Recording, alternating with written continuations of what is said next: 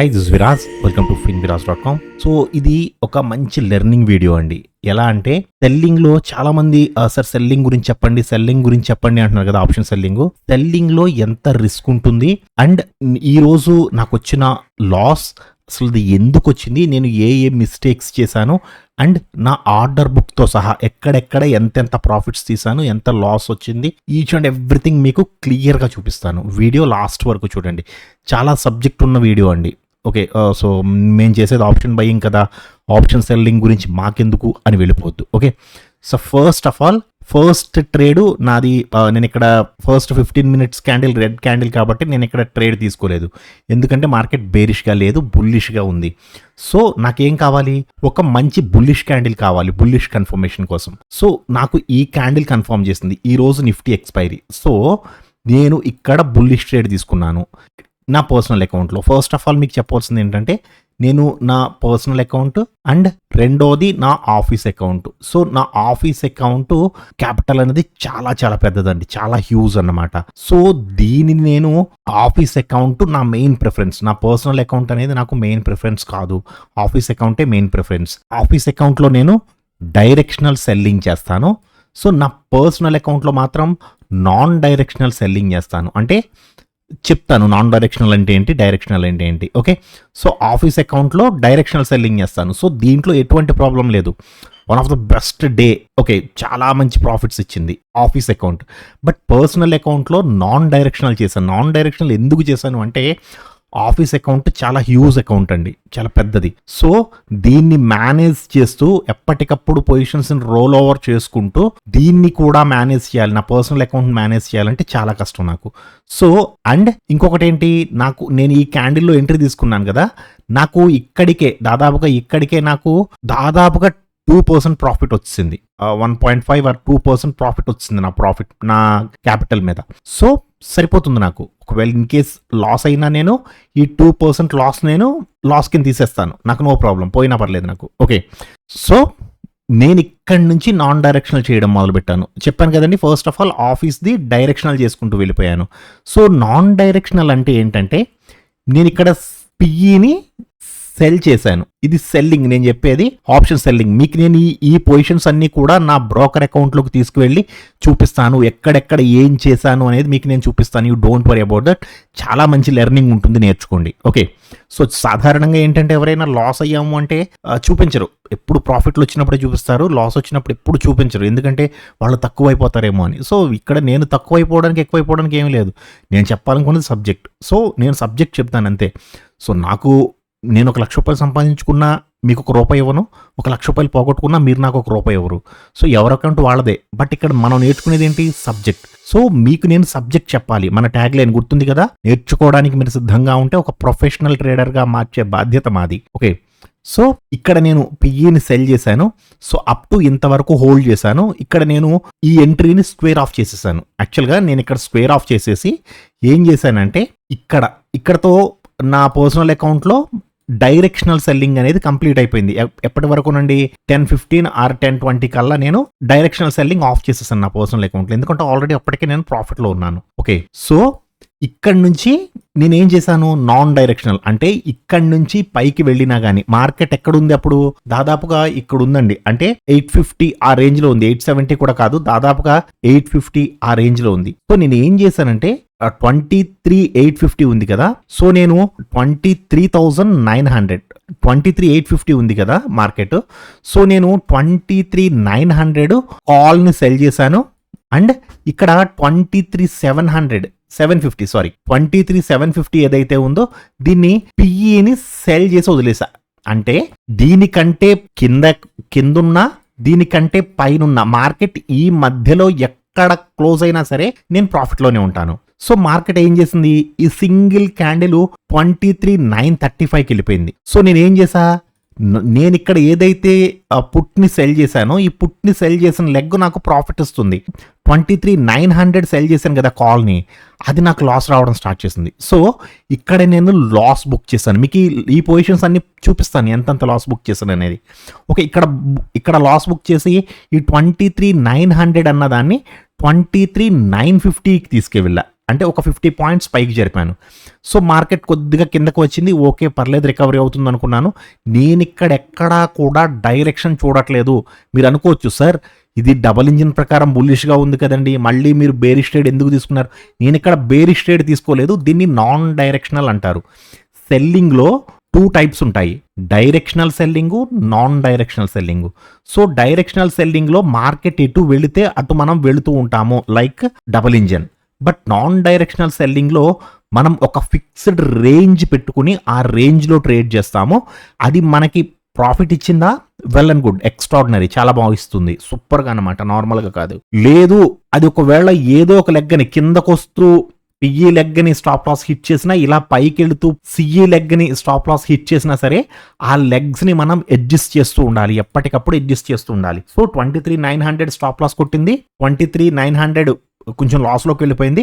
So దీన్ని loss book చేసి మళ్ళీ 23,950 ఇంకో లెగ్ తీసుకున్నాను నేను, సిఈ లెగ్. అంటే 23,950 కంటే కిందకు వస్తే నేను ప్రాఫిట్లో ఉంటాను. బట్ మార్కెట్ ఇక్కడ దాకా వెళ్ళిపోయింది, 24,000 దాకా వెళ్ళిపోయింది మార్కెట్, ఇక్కడ దాకా వెళ్ళిపోయింది. సో మళ్ళీ నేను బుక్ చేసిన 23,950 మళ్ళీ యాజ్ ఇట్ ఈస్గా లాస్లోకి వెళ్ళిపోయింది. మళ్ళీ ఇది కూడా లాస్.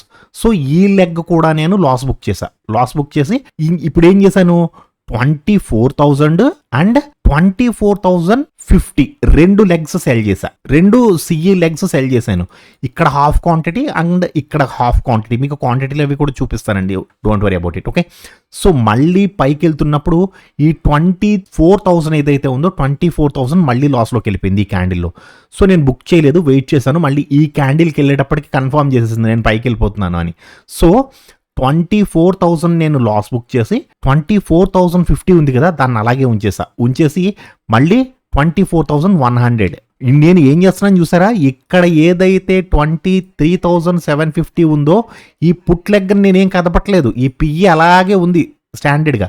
బట్ ఎప్పుడైతే నాకు నాన్ డైరెక్షనల్లో స్టాప్ లాస్లు కొట్టుకుంటూ వెళ్తుంది, అంటే మార్కెట్ పైకి వెళ్తుంది, యాక్చువల్గా సైడ్ వేస్లో ఉండవలసిన మార్కెట్ నాన్ డైరెక్షనల్ అంటే ఏంటి, సైడ్ వేస్లో ఉంటే ఈ లెగ్ కంటే, ఈ సిఈ లెగ్ కంటే పైకి వెళ్ళకూడదు, ఈ పిఈ లెగ్ కంటే పైకి వెళ్ళకూడదు, అంటే ప్లస్ ప్రీమియం కూడా ఉంటుంది. ఈ సిఈ లెగ్ ప్లస్ ప్రీమియం, అలాగే PE leg minus premium. So ఇంతవరకు రాకుండా ఉంటే మనం ప్రాఫిట్లో ఉంటాం. బట్ ఇది సింగిల్ డైరెక్షన్లో వెళ్ళిపోతుంది. సో నేను ఆల్రెడీ మార్నింగ్ ప్రాఫిట్లో ఉన్నాను. సో నేను ఆ లాస్ని నేను బేర్ చేయగలను. అండ్ పర్ డేకి నేను ఒక 1 lakh అనేది నేను లాస్ కింద బేర్ చేస్తాను, నాకు that's not a problem. Okay, నాకున్న క్యాపిటల్లో. సో ఒకానొక టైంకి ఇక్కడికి వచ్చేటప్పటికి యాక్చువల్గా మళ్ళీ 24 స్టాప్ లాస్ హిట్ అయింది, అంటే లాస్ బుక్ చేశాను. మళ్ళీ 24,100 కూడా లాస్ బుక్ చేశాను. 24,150 కూడా తీసుకున్నానండి, అది కూడా స్టాప్ లాస్ కొట్టింది. లాస్ట్ అండ్ ఫైనల్గా 24,200. చూసారా నేను ఎక్కడి నుంచి వేసుకుంటూ వెళ్ళాను, 23,900 నుంచి 23,900 అండ్ 950 అండ్ 24,000, 24,050, 24,100, 24,150 అండ్ 24,200 ఫైనల్గా. సో ఈ లెగ్స్ ఇంత అడ్జస్ట్మెంట్స్ ఉంటాయండి ఆప్షన్ సెల్లింగ్లో. నాన్ డైరెక్షనల్ అంటే చాలామంది అనుకుంటారు, సార్ ఇక్కడ ఒక లెగ్, ఇక్కడ ఒక లెగ్, ఇక్కడ సిఈని ఇక్కడ పిఈని సెల్ చేసి వదిలేస్తే సరిపోతుంది కదా సార్, మార్కెట్ ఈ మధ్యలోనే తిరుగుతుంది, ప్రాఫిట్ వచ్చేస్తుంది. రాదండి, చాలా ఇబ్బంది పడేస్తుంది తెలుసా. నాకు మార్నింగ్ వచ్చిన ప్రాఫిట్ మొత్తం పట్టుకెళ్ళిపోయి దాదాపుగా 47,000 లాస్లోకి వెళ్ళిపోయింది నా పిఎండ్ఎల్. సో దీన్ని రికవరీ చేయాలి. నేను ఏం చేశాను, ఇంకా 2:30 ఆ టైంకి ఆఫీస్ అకౌంట్ ఆఫ్ చేసేసాను. ఎందుకంటే 2:30కే దాదాపుగా నాది 47 లాస్ ఉంది, మార్నింగ్ వచ్చిన ప్రాఫిట్ పోయి. సో ఇది కాదు, సో పర్సనల్ అకౌంట్ ముందు లాస్ రికవరీ చేయాలి. సో దీన్ని రికవరీ చేసి ఈ 47ని లాస్ని రికవరీ చేసి 7,300కి తీసుకురాగలిగాను. ఇదేంటి లాసేనండి, 7,300 loss, no problem, it's not అంటే నా దాంట్లో 0.5% కూడా కాదు, సో నా క్యాపిటల్లో. So it's good one. Okay, so non directional selling అలా ఉంటుంది. ఇప్పుడు మీకు నేను నా పొజిషన్స్ చూపిస్తాను చూడండి. ఫస్ట్ ఆఫ్ ఆల్ ఈరోజు ప్రాఫిట్స్ వచ్చిన లెగ్స్ చూడండి. 23,750 పిఈని సెల్ చేశానని చెప్పాను కదా, ఇది ఈ పిఈ చూసారు కదా ఇక్కడ 23,750 పిఈ, అది 39,000 ఇచ్చింది కదండి, అంటే అప్రాక్స్ 39,375. తర్వాత మళ్ళీ 23,800 పిఈ, అంటే కొంత దూరం వచ్చిన తర్వాత, ఇక్కడ దాకా వచ్చిన తర్వాత మళ్ళీ ఈ లెగ్ని 23,750ని నేను 800 తీసుకొచ్చా, ఒక్క 50 పాయింట్స్ పైకి తీసుకొచ్చా. సో అది కూడా అప్రాక్స్ 36. సో ఇవి ఈ ప్రాఫిట్స్ ఇవి. నాకు వచ్చిన ప్రాఫిట్స్ ఇవి. బట్ లాసెస్ చూడండి 41, 37, 26.